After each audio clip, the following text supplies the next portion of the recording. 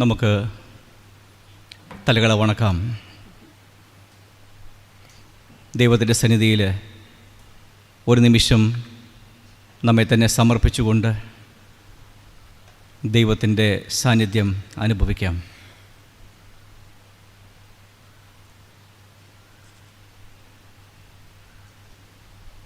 ഞങ്ങളുടെ പാറയും വീണ്ടെടുപ്പുകാരനുമായ കർത്താവേ, അടിയൻ്റെ വായിലെ വാക്കുകളും ഞങ്ങൾ ഓരോരുത്തരുടെ ഹൃദയത്തിലെ ധ്യാനവും അങ്ങേക്ക് ഏറ്റവും പ്രസാദകരമായിരിക്കുമാറാകണമേ. യേശുവിൻ്റെ നാമത്തിൽ തന്നെ ആമേൻ.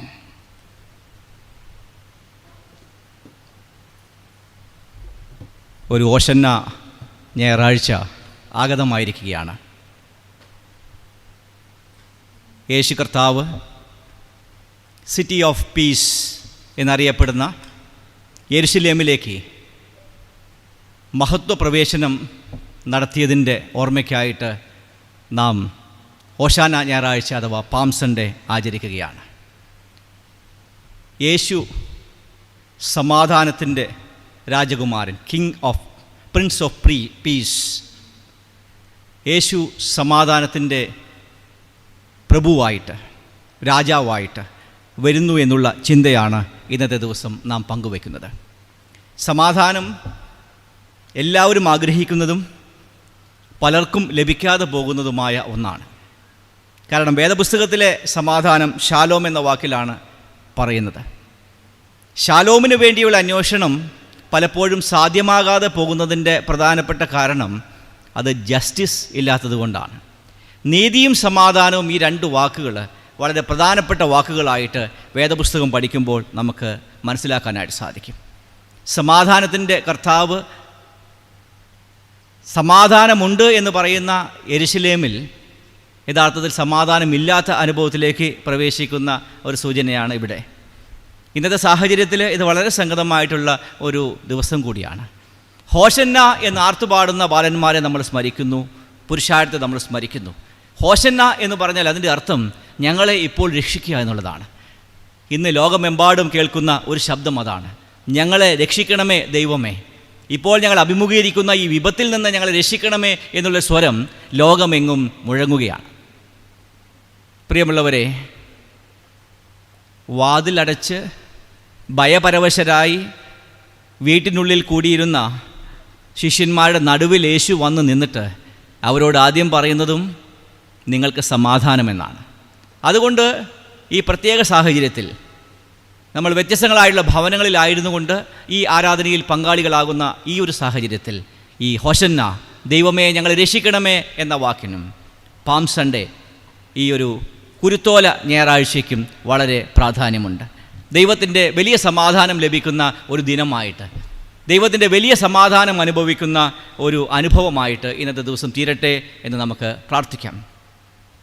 പാക്സ് റൊമാന ഒരുപക്ഷെ നമ്മൾ കേട്ടിട്ടുണ്ട്, റോമൻ പീസ്. ഇന്ന് റോമൻ സമാധാനത്തെക്കുറിച്ച് വിശദീകരിക്കാൻ വളരെ എളുപ്പമാണ്.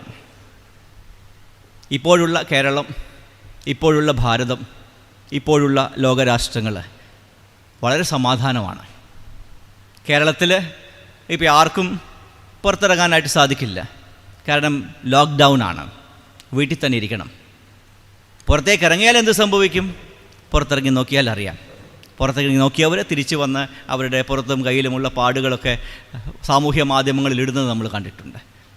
പുറത്ത് ഫോഴ്സുണ്ട്, പോലീസ് ഫോഴ്സുണ്ട്, മിലിറ്ററി ഫോഴ്സുണ്ട്.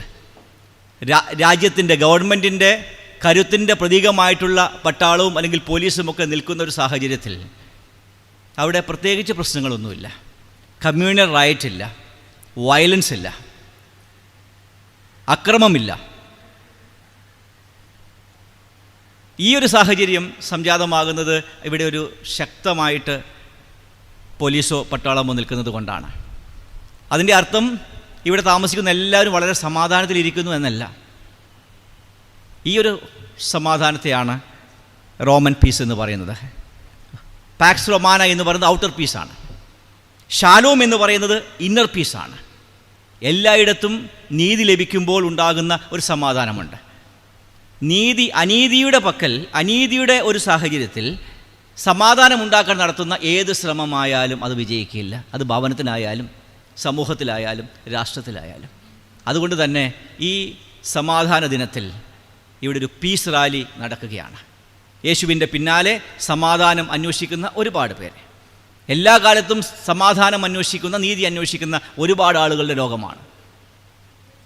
കുറച്ചു മുൻപ് അന്നാ ഹസാരയുടെ രാംലീല മൈതാനത്തിലുണ്ടായ വലിയ ഒരു സമ്മേളനത്തെ ഓർക്കുകയാണ്. പിന്നീട് അതിൻ്റെ സ്ഥിതി മാറിപ്പോയെങ്കിലും കറപ്ഷനെതിരെ ഒരു വലിയ മുന്നേറ്റമായിട്ട് ജനങ്ങളെല്ലാം കൂടി വന്നത് നമ്മൾ ഓർക്കുകയാണ്. നിലവിലുള്ള വ്യവസ്ഥിതിക്കെതിരെ ഒരുമിച്ച് ചേരണമെന്നും ഈ വ്യവസ്ഥിതി മാറണമെന്നും ആഗ്രഹിക്കുന്ന ആളുകൾ അന്നും ഇന്നുമൊക്കെ ഉണ്ട്.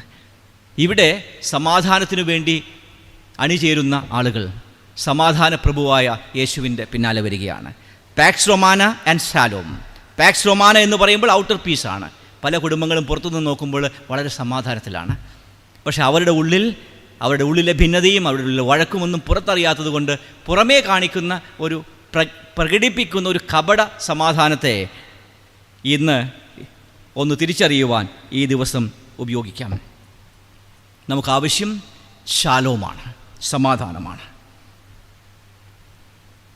അതുകൊണ്ട് തന്നെ നമ്മുടെ വിശ്വാസം സമാധാനത്തെ നൽകുന്ന വിശ്വാസമാണ്. ക്രിസ്തുവിൻ്റെ സമാധാനം നിങ്ങളോടുകൂടി ഇരിക്കട്ടെ എന്ന് പറയുമ്പോൾ അത് ഫിലിപ്പിയ ലേഖനം 4-ാം അധ്യായം 7-ാം വാക്യത്തിൽ പറയുന്ന സമാധാനമാണ്. സകല ബുദ്ധിയെയും കവിയുന്ന സമാധാനം നിങ്ങളുടെ ഹൃദയത്തെയും മനസ്സുകളെയും കാക്കട്ടെ. സമാധാനമുണ്ടാക്കുന്നവർ ഭാഗ്യവാന്മാർ, അവർ ദൈവത്തിൻ്റെ മക്കൾ, പുത്രന്മാർ, പുത്രിമാർ എന്ന് വിളിക്കപ്പെടും. അപ്പോൾ നമ്മുടെ സമാധാനം പുറമേയുള്ള അലങ്കാരമല്ല, സമാധാനം അകമേയുള്ള, സമൂഹത്തിലുള്ള, കുടുംബത്തിലുള്ള സമാധാനമാണ് എന്ന് നമ്മൾ മനസ്സിലാക്കണം. ഇന്നത്തെ വേദഭാഗത്തിൽ നിന്ന് 2 ചിന്തകൾ പങ്കുവയ്ക്കുവാനാണ് ഞാൻ ആഗ്രഹിക്കുന്നത്. ഒന്നാമത്തെ ചിന്ത, we are called to sing a peace song. We are called to sing a peace song. സമാധാനത്തിൻ്റെ ഗീതം ആലപിക്കുവാൻ വേണ്ടി വിളിക്കപ്പെട്ടവരാണ് നാം. നമ്മൾ പാടുന്ന പാട്ടുകൾ സമാധാനത്തിൻ്റെ പാട്ടുകളാണ്. അസമാധാനമുള്ള മനസ്സിൽ നിന്ന് സമാധാനത്തിൻ്റെ പാട്ടുകൾ പാടുന്നവരാണ് നമ്മൾ. ലൂക്കോസിൻ്റെ സുവിശേഷം അവിടെ യേശുവിൻ്റെ മഹത്വപ്രവേശനത്തെക്കുറിച്ച്, യെരുശലേമിലേക്കുള്ള യാത്രയെക്കുറിച്ച് പറയുന്ന ഭാഗത്ത് ഒരു പാട്ട് പാടുന്നുണ്ട്. ശിഷ്യന്മാർ പാട്ട് പാടിയാണ് പോകുന്നത്. ഹോശന്ന മാത്രമല്ല അവർ പാടുന്നത്. ലൂക്കോസിൻ്റെ സുവിശേഷം 19-ാം അധ്യായം 38-ാമത്തെ വാക്യം. അവിടെ അവർ പാടുന്ന പാട്ട്, കർത്താവിൻ്റെ നാമത്തിൽ വരുന്ന രാജാവ് വാഴ്ത്തപ്പെട്ടവൻ, സ്വർഗത്തിൽ സമാധാനവും അത്യുന്നതങ്ങളിൽ മഹത്വവും എന്ന് പറഞ്ഞു. സ്വർഗത്തിൽ സമാധാനവും അത്യുന്നതങ്ങളിൽ മഹത്വവും എന്ന് പറഞ്ഞ് പാട്ട് പാടിക്കൊണ്ടുവരുന്ന ഒരു കൂട്ടത്തെയാണ് കാണുന്നത്. ഈ പാട്ട് വീഡിയോ കേട്ടിട്ടുണ്ടല്ലോ. ഇപ്പോൾ ശിഷ്യന്മാർ യേശുവിൻ്റെ പിന്നാലെ, യേശു കഴുതയുടെ പുറത്ത് കയറി യാത്ര ചെയ്യുമ്പോൾ മുന്നിൽ വസ്ത്രങ്ങൾ വിരിച്ച് ചില്ലകൾ വെട്ടി ഒരുക്കി വഴിയുണ്ടാക്കി ഒരു രാജാവിനെ പ്രവേശിപ്പിച്ച് കൊണ്ടുപോകുന്നത് പോലെ, ആനയിച്ച് കൊണ്ടുപോകുന്നത് പോലെ ഘോഷയാത്രയായിട്ട് അവർ പാടുകയാണ്. അവർക്ക് എവിടെ നിന്നാണ് ഈ പാട്ട് കിട്ടിയത്? ലൂക്കോസിൻ്റെ സുവിശേഷത്തിൽ പരിശോധിക്കുമ്പോൾ ഈ പാട്ട് ശിഷ്യന്മാർക്ക് പുതിയതല്ല. ഈ പാട്ട് ലൂക്കോസിൻ്റെ സുവിശേഷത്തിൽ പുതിയതല്ല. ഇവിടുത്തെ പാട്ടിൻ്റെ വരികൾ ഒരിക്കൽ കൂടെ നമ്മുടെ മനസ്സിലേക്ക് കൊണ്ടുവരാം. ലൂക്കോസിൻ്റെ സുവിശേഷം 19-ാം അധ്യായം 38-ാം വാക്യം, കർത്താവിൻ്റെ നാമത്തിൽ വരുന്ന രാജാവ് വാഴ്ത്തപ്പെട്ടവൻ, സ്വർഗത്തിൽ സമാധാനവും അത്യുന്നതങ്ങളിൽ മഹത്വവും. ഈ പാട്ട് യേശുവിൻ്റെ ജനനത്തിങ്കൽ മാലാഖമാർ ആട്ടിടയന്മാരോട് പാടിയൊരു പാട്ടുണ്ടല്ലോ. അത്യുന്നതങ്ങളിൽ ദൈവത്തിന് മഹത്വം, ഭൂമിയിൽ ദൈവപ്രസാദമുള്ള മനുഷ്യർക്ക് സമാധാനം. യേശുവിൻ്റെ ജനനത്തിങ്കൽ ഭൂമിയിൽ സമാധാനം വരാനായിട്ട് പോകുന്നു എന്നുള്ള വലിയ സന്ദേശമാണ് ആട്ടിടയന്മാരെ രാത്രിയിൽ എഴുന്നേറ്റ് ഒരു വഴിയമ്പലത്തിൻ്റെ പുറകിലുള്ള ഗോശാലയിലേക്ക് നയിച്ചത്. സമാധാനം വരുവാൻ പോകുന്നു, നീതിയോടുകൂടിയുള്ള സമാധാനം. സമാധാനത്തിൻ്റെ പ്രഭു ഭൂജാതനായിരിക്കുന്നു. ശിഷ്യന്മാർക്ക് ഈ പാട്ട് യേശുവിൻ്റെ ജനനത്തിങ്കൽ മാലാഖമാർ പാടിയ പാട്ടിൻ്റെ ഈരടികൾ ലഭിക്കണമെങ്കിൽ അതിൻ്റെ അർത്ഥം അവർ സമാധാനത്തെ കണ്ടു എന്നുള്ളതാണ്. അവർ സമാധാനത്തോട് കൂടെ ജീവിച്ചു എന്നുള്ളതാണ്. ക്രിസ്തു അത്രേ നമ്മുടെ സമാധാനം. ക്രിസ്തുവിനോട് കൂടെ ജീവിക്കുന്ന ഒരനുഭവം. ഇവിടെ സമാധാനത്തിൻ്റെ പാട്ട് പാടുവാൻ നമ്മളെ വിളിക്കുമ്പോൾ നമ്മൾ പാടുന്ന പാട്ട് എന്തു പാട്ടാണ്? സമാധാനത്തിൻ്റെ പാട്ടാണോ, അക്രമത്തിൻ്റെ പാട്ടാണോ, അനീതിയുടെ പാട്ടാണോ? ഈ കാര്യങ്ങൾ നമ്മളൊന്ന് ചിന്തിക്കുന്നത് നല്ലതായിരിക്കും. എല്ലാവരെയും ദൈവം വിളിക്കുന്നത് പ്രത്യേക ദൗത്യത്തിനായിട്ടാണ്. ഓരോ ദൗത്യവുമുണ്ട്. പ്രത്യേകിച്ച്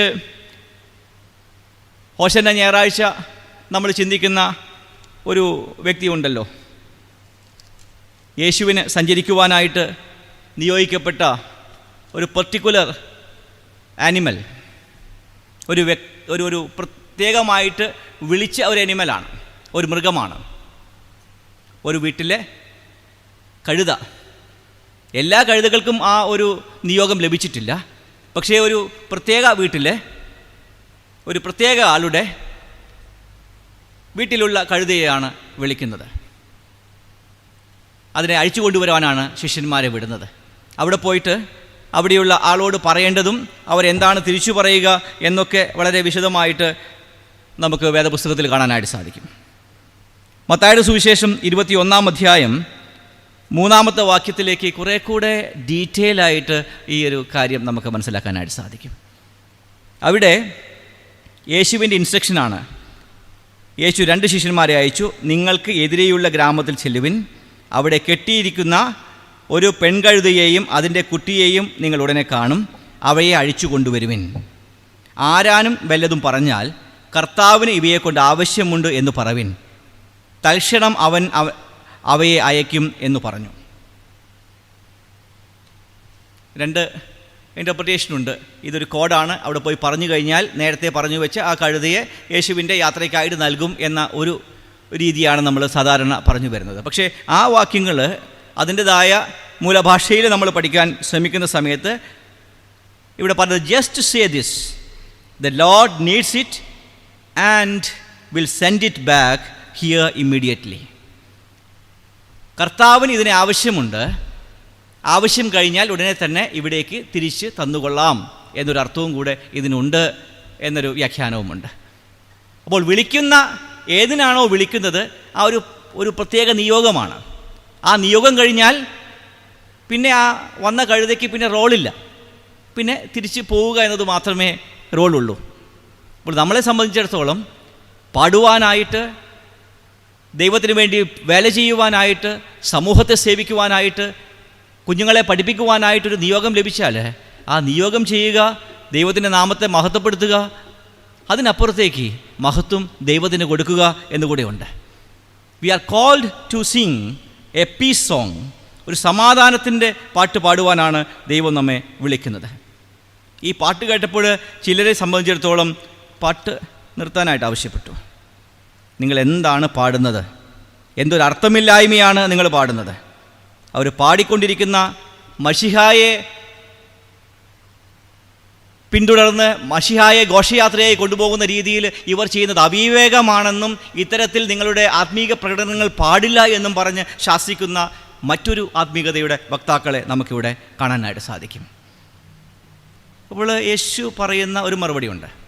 യേശു അവിടെ മറുപടി പറയുന്നത്, ഇവർ പാടിയില്ലെങ്കിൽ കല്ലുകൾ ആർത്തു വിളിക്കും. ഇവർ പാടിയില്ലെങ്കിൽ കല്ലുകൾ ആർത്തു വിളിക്കും. പ്രത്യേകിച്ച് നമ്മൾ മനസ്സിലാക്കേണ്ട ഒരു കാര്യമുണ്ട്. ഓരോരുത്തർക്കും സ്പിരിച്വൽ എക്സ്പ്രഷൻസ് വ്യത്യാസമുണ്ട്. ഒരാളുടെ രീതിയല്ല മറ്റൊരാളുടെ ആത്മീകത. അതുകൊണ്ട് ഒരാത്മീകതക്കാർക്ക് മറ്റൊരാത്മീകതക്കാരെ നിർത്തുവാനോ ശാസിക്കുവാനോ എന്താണ് അധികാരം എന്നുകൂടെ ഇതിന് ഒരർത്ഥമില്ലേ? ചിലർക്ക് ഇപ്പോൾ യൂത്തിൻ്റെ സ്പിരിച്വാലിറ്റി, കുട്ടികളുടെ സ്പിരിച്വാലിറ്റി, പ്രായമാരുടെ സ്പിരിച്വാലിറ്റി, അതുപോലെ ഒരു ഇവാഞ്ചലിക്കലായ ആളുടെ സ്പിരിച്വാലിറ്റി, പലതരം സ്പിരിച്വാലിറ്റികളുടെ ഒരു ലോകത്താണ് നമ്മൾ ജീവിക്കുന്നത്. ദൈവത്തെ പാടി സ്തുതിച്ച് അർക്കുവാനുള്ള റൈറ്റ്, പാടുവാനുള്ള സ്വാതന്ത്ര്യം എല്ലാവർക്കുമുണ്ട് എന്ന് നമ്മൾ മറന്നു പോകരുത്. നമുക്ക് ദൈവത്തിൻ്റെ ശുശ്രൂഷയ്ക്കായിട്ടോ ദൈവികമായുള്ളൊരു നിയോഗത്തിനോ നമ്മളെ വിളിച്ചാൽ നമുക്ക് അത് നിർവഹിക്കുവാനായിട്ട് സാധിക്കണം. If you fail, God loses nothing, but we loose everything. നമുക്ക് പാർട്ടിസിപ്പേറ്റ് ചെയ്യാനായിട്ട് സാധിച്ചില്ല എങ്കിൽ ദൈവത്തിന് നഷ്ടമൊന്നുമില്ല, നമുക്കാണ് നഷ്ടം എന്ന് മനസ്സിലാക്കണം. സമാധാനം ഹൃദയത്തിൽ സ്വീകരിച്ചുകൊണ്ട് ദൂതന്മാർ ആട്ടിടയന്മാരോട് പാടിയ അത്യുന്നതങ്ങളിൽ മഹത്വം, ഭൂമിയിൽ സമാധാനം എന്ന പാട്ട്, യേശുവിൻ്റെ പിന്നാലെ യാത്ര ചെയ്ത ശിഷ്യന്മാർ പാടിയ പാട്ട്, അത്യുന്നതങ്ങളിൽ മഹത്വം, ഭൂമിയിലെ സമാധാനം ഇപ്പോൾ നമുക്ക് പാടുവാൻ സാധിക്കുന്നുണ്ടോ? ഇപ്പോൾ നാം പാടുമ്പോൾ അതിനൊരു ഫ്യൂച്ചറിസ്റ്റിക് ഡയമെൻഷനുണ്ട്, ഒരു ഭാവികാല ദർശനവുമുണ്ട്. ഇപ്പോൾ പാടിയ പാട്ട് നിത്യതയിൽ നമുക്ക് പാടാനായിട്ട് സാധിക്കുമോ എന്നൊരു ചോദ്യമുണ്ട്. ആർക്കും പാടാൻ സാധിക്കാത്ത, ആർക്കും പഠിക്കാൻ സാധിക്കാത്ത പാട്ട് പാടുന്ന ആളുകളെക്കുറിച്ച് സിറ്റി ഓഫ് ഗോഡിൽ വെളിപാട് പുസ്തകത്തിൽ പറയുന്നുണ്ട്. അവരെല്ലാവരും ചേർന്ന് ദൈവത്തെ പാടി സ്തുതിക്കുന്ന ഒരു പാട്ടിൻ്റെ അനുഭവമുണ്ട്. അപ്പോൾ ഈ പാട്ട് ഇവിടെ അവസാനിക്കുകയില്ല, ഇത് തുടരുന്ന ഒരു അനുഭവമാണ്. അതുകൊണ്ട് ഈ ഓശാന ഞായറാഴ്ച നമ്മൾ ചിന്തിക്കേണ്ടത്, സമാധാനത്തിൻ്റെ രാജാവ് നമ്മെ അവന് സ്തുതി പാടുവാൻ വേണ്ടി, അവനെ മഹത്വപ്പെടുത്തുവാൻ വേണ്ടി, ജീവിതത്തിലൂടെ സമാധാനം ഘോഷിക്കുവാൻ വേണ്ടി ക്ഷണിച്ചിരിക്കുകയാണ്. രണ്ടാമത്തെ ചിന്ത, we are called to hold palm leaves, symbol of peace. നമ്മളെ വിളിച്ചിരിക്കുന്നത് സമാധാനത്തിൻ്റെ പ്രതീകമായിരിക്കുന്ന കുരുത്തോലകൾ ഏന്തുവാൻ വേണ്ടിയാണ്. സമാധാനത്തിൻ്റെ പ്രതീകമായിരിക്കുന്ന കുരുത്തോലകൾ ഏന്തുവാൻ വേണ്ടിയാണ് നമ്മെ ക്ഷണിച്ചിരിക്കുന്നത്. ഇവിടെ കുരുത്തോല വളരെ പ്രധാനപ്പെട്ട ഒരു സിംബലായിട്ട് വന്നിരിക്കുകയാണ്. അത് സിംബൽ ഓഫ് ഹോപ്പാണ്, പ്രതീക്ഷയുടെ കുരുത്തോലയാണ്. ഇതിന് 4 തലങ്ങളായിട്ട് നമുക്ക് ചിന്തിക്കാനായിട്ട് സാധിക്കും. ഒന്നാമത്തെ തലം, ഈ കുരുത്തോല വരുന്നത് കൂടാരപ്പെരുന്നാളുമായിട്ട് ബന്ധപ്പെട്ടാണ്. ലേവ്യ പുസ്തകം 23-ാം അധ്യായം 39 മുതൽ 44 വരെയുള്ള വചനങ്ങൾ. ലേവ്യ പുസ്തകം 23-ാം അധ്യായം 39 മുതൽ 44 വരെ കൂടാരപ്പെരുന്നാൾ എങ്ങനെ നിങ്ങൾ ആഘോഷിക്കണമെന്ന് പറയുന്ന ഭാഗമാണ്. പല ആഘോഷങ്ങളുടെയും പിന്നിലുള്ള ദൈവിക താല്പര്യം എന്താണ് എന്ന് നോക്കുന്നത് വളരെ നല്ലതാണ്. ഇവിടെ 39-ാം വാക്യം മുതൽ പറയുന്നത് ഇപ്രകാരമാണ്: ഭൂമിയുടെ ഫലം ശേഖരിച്ച ശേഷം 7-ാം മാസം 15-ാം തീയതി യഹോവയ്ക്ക് 7 ദിവസത്തെ ഉത്സവം ആചരിക്കണം. അതിലെന്തൊക്കെയാണ് ചെയ്യേണ്ടത് എന്ന് വ്യക്തമായിട്ട് പറയുന്നുണ്ട്. അവിടെ ആദ്യ ദിവസം ഭംഗിയുള്ള വൃക്ഷങ്ങളുടെ ഫലവും ഈന്തപ്പനയുടെ കുരുത്തോലയും തഴച്ചിരിക്കുന്ന വൃക്ഷങ്ങളുടെ കൊമ്പും ആറ്റലരിയും എടുത്തുകൊണ്ട് നിങ്ങൾ ദൈവമായ യഹോവയുടെ സന്നിധിയിൽ 7 ദിവസം സന്തോഷിക്കണം. കുരുത്തോല കയ്യിൽ പിടിച്ച് ആഘോഷിക്കേണ്ട സമയമാണ്. ക്രിസ്തുവിൽ ആഘോഷിക്കേണ്ട, നമ്മുടെ ഭാഷയിൽ പറയുകയാണെങ്കിൽ ദൈവത്തിൽ സന്തോഷിക്കേണ്ട ഒരു സമയമാണ് ഇത്. ഈ ആഘോഷിച്ച് 7 ദിവസം ഈ കുരുത്തോലയും ഇതുപോലെയുള്ള വൃക്ഷങ്ങളുടെ കൊമ്പും ആറ്റലരിയും എടുത്ത് ആഘോഷിക്കുന്നതിൻ്റെ കൂട്ടത്തിൽ മറ്റൊരു കാര്യം കൂടെ ചെയ്യേണ്ടതായിട്ടുണ്ട്. നിങ്ങൾ ഈ 7 ദിവസവും നിങ്ങളും നിങ്ങളുടെ മക്കളും കൂടാരത്തിലാണ് താമസിക്കേണ്ടത്. ഒരു പക്ഷേ നിങ്ങളുടെ ഈ കൂടാരത്തിലുള്ള ജീവിതമൊക്കെ മതിയാക്കി നല്ല ഭവനങ്ങളൊക്കെ കെട്ടി നല്ല സുഖസൗകര്യത്തോടു കൂടി ജീവിക്കുകയാണെങ്കിലും നിങ്ങൾ ഈ ആഘോഷം നടത്തേണ്ടത്, ഈ കുരുത്തോല ഏന്തിയുള്ള ദൈവത്തിലൂടെ സന്തോഷം അനുഭവിക്കേണ്ടത് കൂടാരങ്ങൾ കെട്ടി ആ കൂടാരങ്ങളിൽ പാർത്താണ്. കൂടാരം കെട്ടുമ്പോൾ തറയൊക്കെ മണ്ണ് തന്നെയായിരിക്കും, ഭൂമി തന്നെയായിരിക്കും. അതിൽ കിടന്നുറങ്ങി അതിൽ വരുന്ന എല്ലാ തണുപ്പും അതിൻ്റെ ഇഴജന്തുക്കളോ മറ്റുള്ളതിൻ്റെ ആക്രമണമോ ഭയാശങ്കകളോ ഒക്കെയുള്ള കൂടാരത്തിലെ ഒരു ദിവസം ഒരു ട്രക്കിങ്ങിന് പോയി താമസിക്കാൻ നമുക്ക് സന്തോഷമായിരിക്കാം. പക്ഷേ അവിടെ താമസിക്കുവാൻ 7 ദിവസം താമസിച്ച് നിങ്ങളുടെ മക്കളെ താമസിപ്പിച്ച് നിങ്ങൾ ഒരു പുതിയ പരിശീലനം നടത്തണം.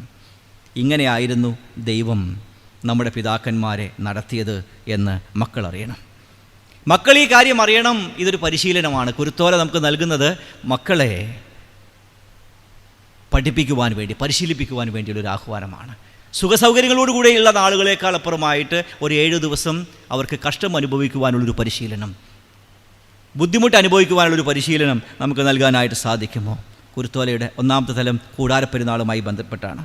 രണ്ടാമത് നമ്മളിപ്പോൾ ചിന്തിക്കുന്ന യേശുവിൻ്റെ ശിഷ്യന്മാർ, ഈ പുരുഷാരമൊക്കെ ഈ കുരുത്തോലയുമായിട്ട് യേശുവിൻ്റെ മുന്നും പിന്നുമായിട്ട് ഇങ്ങനെ നടക്കുകയാണ്. അവരാഘോഷിക്കുമ്പോൾ അവരുടെ ഉള്ളിൽ വലിയൊരു പ്രതീക്ഷയുണ്ട്. ആ പ്രതീക്ഷ എന്ന് പറയുന്നത് ദൈവം നമ്മളെ രക്ഷിക്കുമെന്നുള്ളതാണ്. ഇതാണ് മശിഹ എന്നുള്ളതാണ്. അവർ വ്യക്തമായിട്ട് യേശുവിനെ മനസ്സിലാക്കി യേശുവിൻ്റെ പിന്നാലെ നടക്കുകയാണ്. പിന്നീട് അവരുടെ രീതി മാറുന്നത് യേശുവിൻ്റെ ക്രൂശീകരണ സമയത്ത് നമുക്ക് കാണാനായിട്ട് സാധിക്കും. പക്ഷേ ഇവരിപ്പോൾ പിന്നാലെ പോകുന്നത് ഈ ഒരു വലിയ പ്രതീക്ഷയുമാണ്. ഈ കുരുത്തോല പ്രതീക്ഷയുടെ അടയാളമായിട്ട്, യേശുവിനോടൊപ്പമുള്ള യാത്രയുടെ അടയാളമായിട്ട് രണ്ടാമതായിട്ട് കാണാം. മൂന്നാമതായിട്ട് ഇപ്പോൾ നമ്മൾ ഇന്ന് പല ദേവാലയങ്ങളിലും കുരുത്തോലയുമായിട്ട് പ്രദക്ഷിണം നടത്തിയ നല്ല നാളുകളെക്കുറിച്ച് നമ്മളിപ്പോൾ ചിന്തിക്കുകയാണ്. ഈ കുരുത്തോല നമ്മുടെ കയ്യിലേന്തി നമ്മൾ നടത്തുന്ന ഒരു സമയം, ഇന്ന് നടക്കേണ്ടിയിരുന്ന ഒരു സമയം, ആ കുരുത്തോല, ഈ പ്രത്യാശ ഇപ്പോഴും ഞങ്ങൾക്കുണ്ട് എന്നതിൻ്റെ പ്രതീകമാണ്. നാലാമത്തെ തലം വരുന്നത് വെളിപാട് പുസ്തകം 7-ാമത്തെ അധ്യായമാണ്. വെളിപാട് പുസ്തകം 7-ാമത്തെ അധ്യായം 9-ാമത്തെ വാക്യം. ഇതിൻ്റെ ശേഷം, വെളിപാട് 7:9, ഇതിൻ്റെ ശേഷം സകല ജാതികളിലും ഗോത്രങ്ങളിലും വംശങ്ങളിലും ഭാഷകളിലും നിന്ന് ഉള്ളതായി ആർക്കും എണ്ണിക്കൂടാത്ത ഒരു മഹാപുരുഷാരം വെള്ളനിലയങ്കി ധരിച്ച് കയ്യിൽ കുരുത്തോലയുമായി സിംഹാസനത്തിനും കുഞ്ഞാടിനും മുൻപാകെ നിൽക്കുന്നത് ഞാൻ കണ്ടു. വെളിപാട് പുസ്തകത്തിലൊരു വലിയ ദർശനമാണ്. അവിടെ ഒരു സമാധാനത്തിൻ്റെ കുരുത്തോലയുടെ തുടർച്ചയാണ്. ഇവിടെ നിന്ന് ദൈവത്തിൻ്റെ സന്നിധിയിലെത്തുന്ന നിരവധിയായ ആളുകൾ, നമുക്ക് മുമ്പേ കടന്നുപോയവർ, നമ്മുടെ പ്രത്യാശ, നമ്മുടെ ഇതെല്ലാം ദൈവത്തിൻ്റെ സന്നിധി നമ്മളെല്ലാവരും കാണപ്പെടുമെന്നുള്ളതാണ്. അവിടെ കയ്യിൽ കുരുത്തോലയുണ്ട്.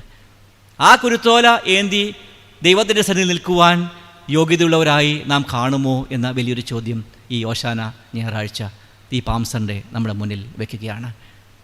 ഇന്ന് പാം സൺഡേ ദൈവത്തിൻ്റെ സന്നിധിയിലെ കുരുത്തോലയുമായി നിൽക്കുന്ന ആളുകളുടെ കൂട്ടത്തിൽ നാം ഉണ്ടാകുമോ എന്ന് നമ്മളൊന്ന് ആലോചിക്കണം. പ്രിയമുള്ളവരെ, ഇന്നത്തെ ദിവസം ദൈവം നമുക്ക് വലിയ അനുഗ്രഹം നൽകിയിരിക്കുകയാണ്. ലൂക്കോസിൻ്റെ സുവിശേഷം 19-ാമത്തെ അധ്യായം 42-ാമത്തെ വാക്യത്തിൽ യേശു കരഞ്ഞ് പറയുന്ന ഒരു വാക്കുകൂടെ പറഞ്ഞ് ഞാൻ അവസാനിപ്പിക്കാൻ ആഗ്രഹിക്കുകയാണ്. ഈ നാളുകളിൽ നിൻ്റെ സമാധാനത്തിനായിട്ടുള്ളത് നീയും അറിഞ്ഞെങ്കിൽ കൊള്ളാമായിരുന്നു.